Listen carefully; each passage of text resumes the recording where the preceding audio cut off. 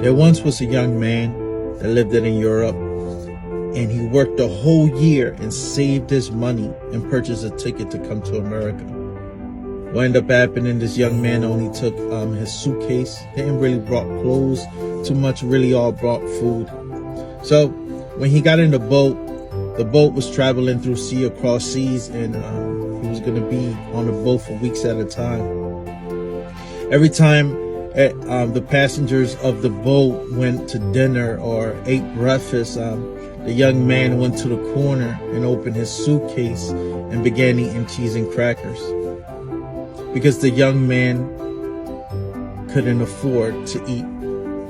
So what ended up happening, he brought crackers and cheese basically for weeks at a time and kept doing this, right? Well, he could have smelled the good food, the steaks, the breakfast, the sausages, the eggs in the morning.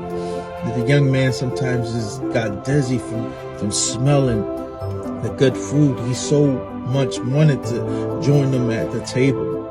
But what ended up happening, this young man, 3 days before they're hitting their destination, another passenger came over and told the young man, he said, "The young man, why are you sitting here and eating over here? Why don't you join us?" The young man was embarrassed, but he turned around and he said, "Yeah, I couldn't afford to eat dinners with you guys. I couldn't afford to eat a fancy dinner." And the other passenger shook his head and he said, "Young man, don't you understand that the ticket that you purchased comes included with food?" What I'm trying to say, sometimes today we sit here and we're busy eating scraps when God is telling us that we have a seat at the table.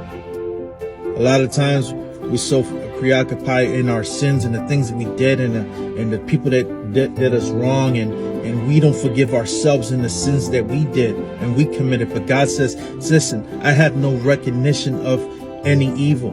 God says, I have no recognition of your sin when I forgive you. He says, I forgive you as far as the east is to the west.